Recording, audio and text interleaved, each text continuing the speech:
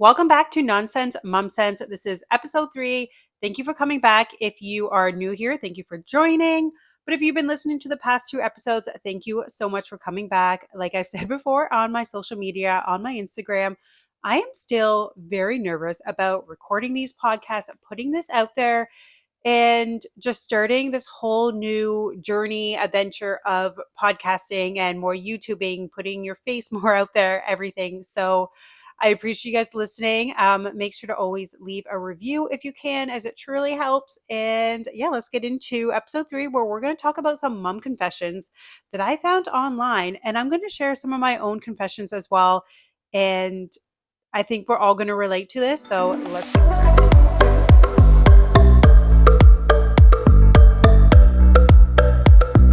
Let's get into the mom confessions. So these are some stories that I found on Reddit that I thought I wanted to share because I figured there's going to be other moms out there who can relate to these stories.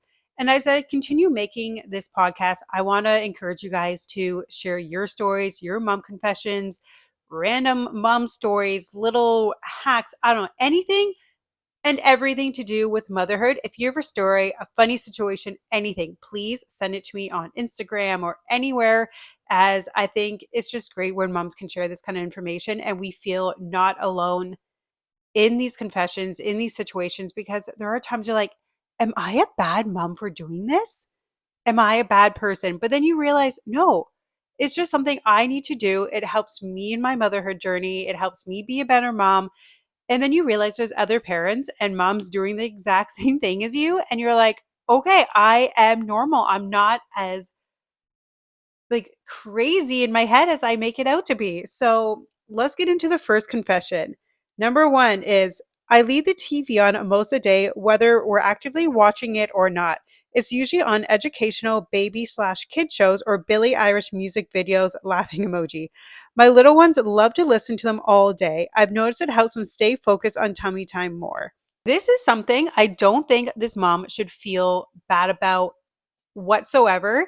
It's something I definitely did when my kids were younger. I mean, at least she's putting on some baby educational shows, because I'm going to fully admit that when my kids were younger and really didn't have much of idea what was happening, what was on the TV, I would wake up, have my coffee, do tummy time with them, and Jersey Shore would be on the TV or Summer House. Some of my bad reality TV that I love watching, it would definitely 100% be playing on the screen. So I don't think it's bad, especially when they're so young. Like, they're not realizing what's on the TV or what's going on.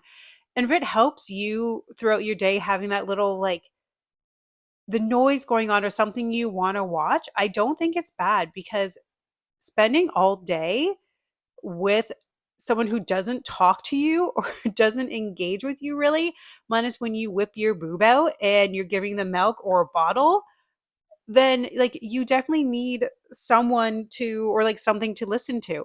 So I don't think this is bad whatsoever.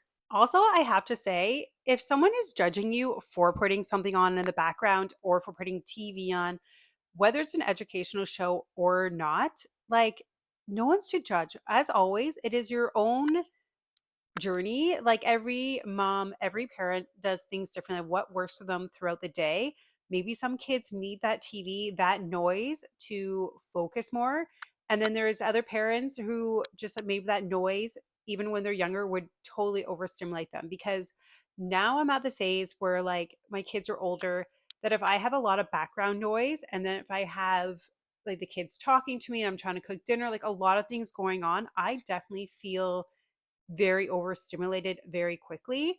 So now I feel like I have less noise in the house, or I'm very guilty of, if my kids need to watch TV and I need to do something in the house, like say cook dinner, or I'm still working, something like that, I 100% give them the tablet and headphones, because I was like, I can't listen to Barbie in the same episode 100 times while I'm trying to think and do something else. It's just not in me. It's not something that I can do. And I don't think that makes me a bad person. I think there's other people out there who are exactly the same. But then also there's people out there who can totally like do all the activities, do everything with 100 different noises going around in the house. It's just everyone is so different. Also, speaking of that, does anyone realize that like when their kids watch a show and they watch it over and over again, like whether it's like Gabby, Barbie, whatever it may be, anytime you like start to clue into an episode, like you're sitting down and like watching it with them, you're not off like doing something else. Do you not realize it's the exact same episode and the same part that is on? I'm like, did they just rewatch this same episode over and over again? Because I swear I've seen the same part of Barbie and the same part of Gabby 100 times. But there's like a lot of episodes, but I just see the same thing over and over again. Confession number two. I let him sit in his rocker in the kitchen with me and cry for a few minutes the other day while I did the dishes. He had been crazy all morning and nothing I did helped, so that was the last resort and I hated myself for it, but I had no other option. I totally understand where this mom came from and why she felt bad about leaving her kid crying, but at the same time, you shouldn't feel bad. Like I've done this exact same thing. The baby is safe in the rocker. You're in view of your baby. You can see what he or she is doing, and sometimes they're not crying over anything like in particular, or there's nothing you can help. Like I've had times where my girls have just been completely losing it, like huge tantrum on the floor. And I've tried everything. I've tried to like, do you want a hug? Do you want to talk about it? What is happening? Why are you feeling upset? Like all the very calm options, even to the point of like bribing them, like, do you want your yogurt drink? Do you want piece of cheese? They love cheese. So I mean it sounds silly, but like a piece of cheese sometimes makes them happy, all the things, and nothing works. And they just continue to freak the F out. So at that point, I think it really is best just like make sure they're in a safe space, let them have their tantrum. And then I find they do come around and they calm down. Like Adeline did this last night, for example. Oh my gosh, she cried all the way home from daycare yesterday because at daycare they had given her and Everly a piece of paper, like a coloring page to bring home to color. And when I was getting her ready to put her coat on to go out to the car, I had the paper like tucked into my chest and I put the coat around her or something. And then when I was like picking her up, the paper got crumpled. And Adeline lost her mind because this paper got crumpled up. She got so upset to the point of she cried the whole way home from daycare and for another good 10-15 minutes at home. And I tried everything at home. I was like, I can print you a new piece of paper. We can get a new piece of paper tomorrow, but it had to be from the daycare. I couldn't print a new piece of paper for her. But I was like, we can get another one tomorrow from your teacher. All these different options, offered her a drink, offered she wanted to help me, offered if she wanted a hug, like so many things, and nothing worked. So I'd let her just continue fuss on the floor in the living room and kick and scream for a little bit. And then eventually she came around and she came to me and wanted a hug and calm down. And I think that was the best way to do it because there was nothing else I could do. Like I was going to make myself go probably more insane if I kept trying to ask her questions and kept bugging her more about the situation. And she probably would have lost her mind even more. So I don't think you're a bad mom at all if you just like, if you're leaving your kid and yeah, I don't think she should feel bad. Been crazy all day and nothing she did help. So sometimes you just got to let them figure it out and let them fuss. And you know what? Good on you. You did what you did. And I'm sure in a few minutes, the baby came around and everyone is happy in the end. Confession number three. Occasionally, my mother in law asks to take him overnight, and because I have such a close relationship with her and trust her, I let her have him. It gives me a chance to tend to myself, catch up on a big house task if needed, in brackets, scrubbing everything, reorganizing, and just have a mental breather. It also gives him a chance to develop bonds with his grandparents and aunt like I did as a kid. I don't think, once again, I don't think this is bad at all, but I totally understand where you're coming from, where you feel guilty about wanting some space because I do the exact same thing. I think in my head, I'm like, oh my God, I just want a few hours. I just want some space. Like on the weekends, like you just want some time, or you think, oh my God, I just want like a weekend away. I want to do this. I want to do that. But then I feel guilty about it. And as soon as I'm out, even with like girlfriends for a lunch, a dinner, I always feel like, I think I talked about this even in the first podcast, that I rush back. And it's something I feel like I shouldn't have to do.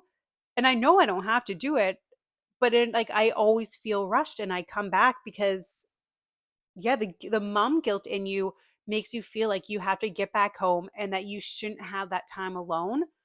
But that is 100% not the case. We all need time to ourselves to do things that make us happy, whether that's getting coffee with a friend, whether that's spending some time working out alone, or just sitting and watching alone, having a coffee alone, anything alone you just need. I'm lucky now I have quite a bit of time alone because my girls are in school and I work from home. So I have the time throughout the day to do my own thing. But I totally felt this in my first, well, during I would say both postpartums, but I guess it was postpartum, during maternity leave. I felt it complete because you woke up and you were instantly on the clock. Like you woke up to most likely a screaming baby, and that was the start of your day because they woke up early. And if you didn't get yourself up before them, which is not always an easy task, especially when they're so little, like you need to get every minute of sleep that you can get. So you wake up to the sound of someone needing you instantly. And then you end your day at the same point. So like usually it's like 7 a.m., if not earlier, like 7 a.m. is giving a stretch. And then what time the kids go to bed? 7 p.m. That's 12 straight hours of needing to be on call. That's longer than a work day for a typical 9 to 5. So being a mom and taking care of all those duties, like especially when you're on maternity leave, and that is like your sole priority is taking care of the kids. And that's not to mention when you're home and like you're still like prepping the dinners, like you're probably still cooking, you're doing grocery shopping, you're cleaning the house, there's so much other stuff than just taking care of your kid.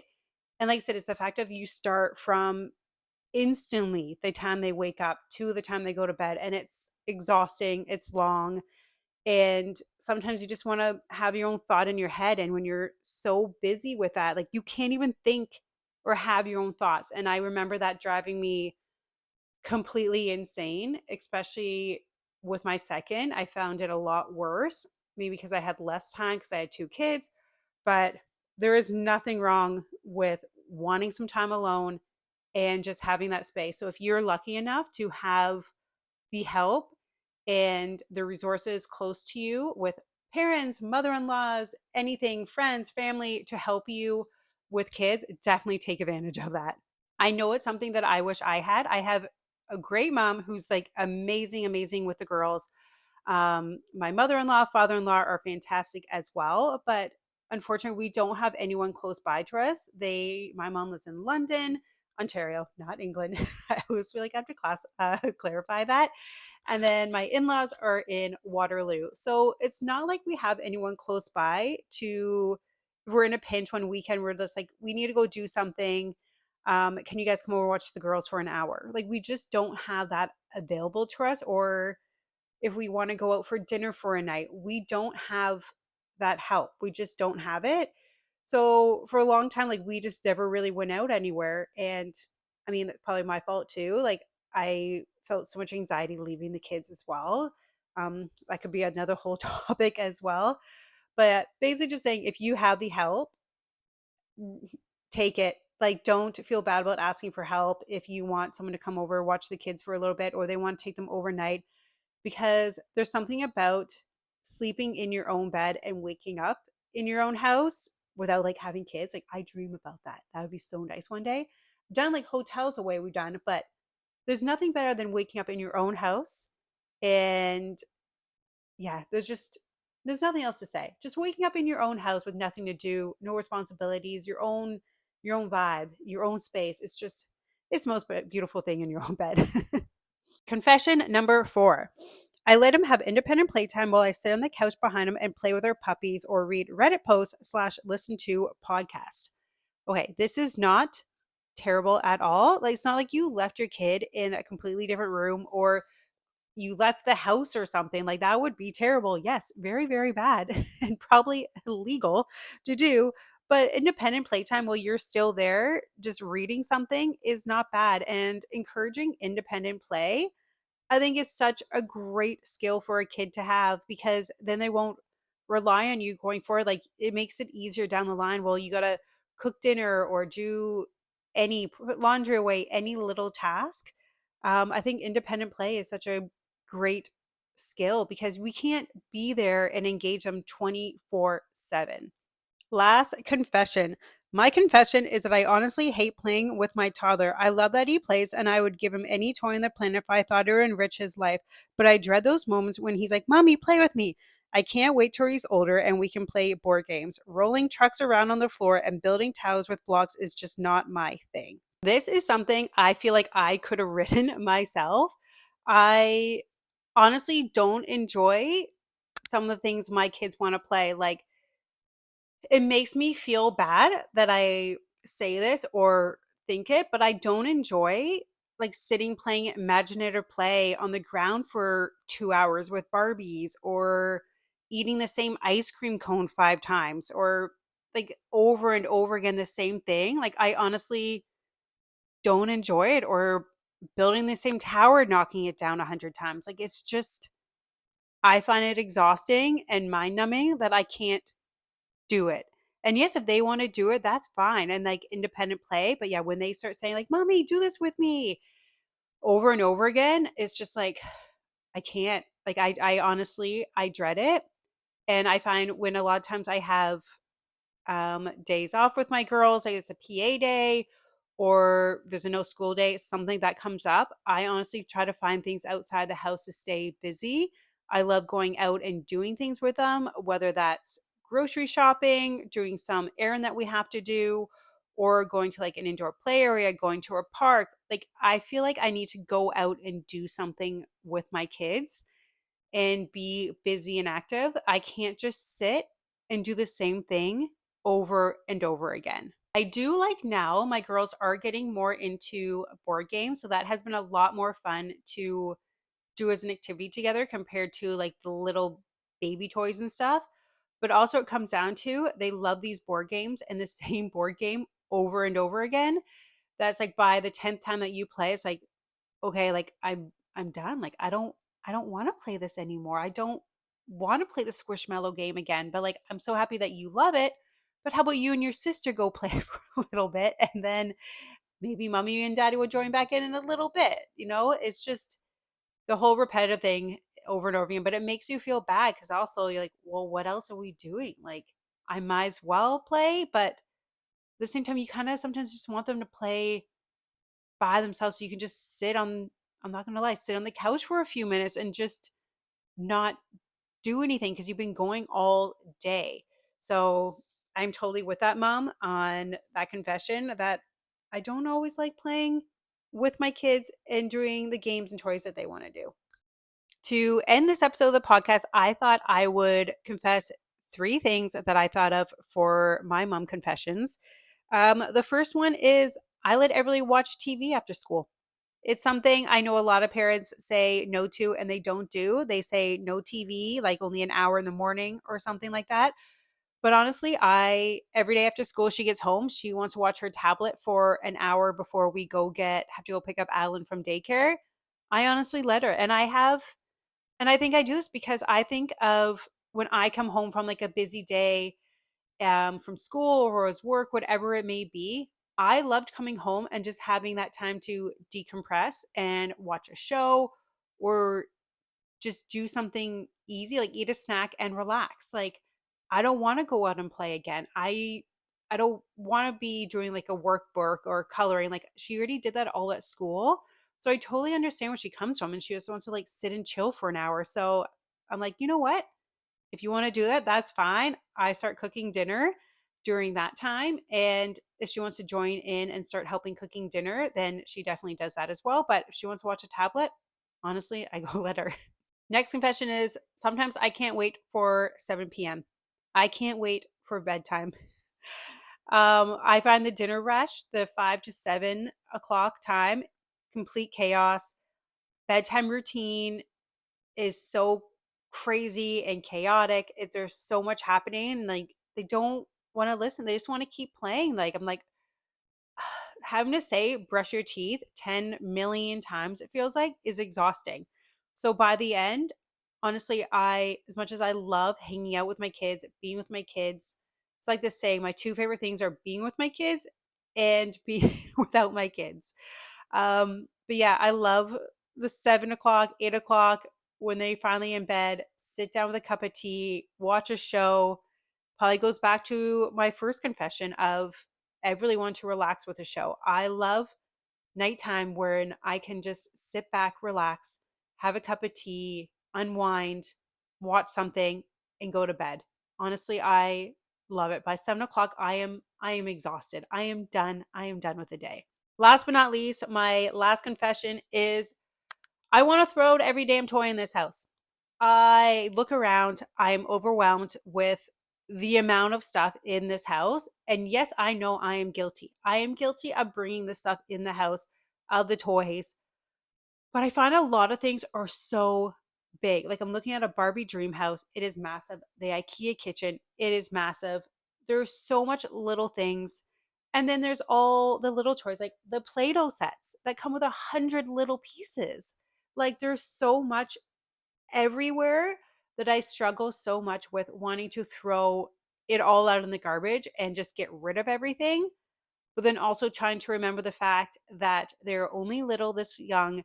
These toys will only be here for a certain amount of time. And then eventually this house will be empty and there will be no toys. And I'll probably start crying about that. So I'm trying to embrace the fact of it's okay to have the chaotic mess. It's okay to have the toys everywhere. But at the same time, I want to throw everything out and list everything on Marketplace. As I said at the beginning of the episode, if you have any mom confessions or anything you want to get off your chest, any mom stories, funny, relatable things, reasons why your kid freaked out, like how mine freaked out because I crumpled a piece of paper. Like literally, that was a 15-20 minute cry because I crumpled up a piece of paper and her life was over. Please share them with me on my Instagram as I want to hear them. I would love to do an episode and talk about all of your guys' confessions on a podcast. Thank you for listening to this episode of Nonsense Mom Sense. Make sure to give it a thumbs up and comment if you're on YouTube, or make sure to subscribe and leave a review on any streaming platform that you're doing for podcasts. And I'll see you guys next week.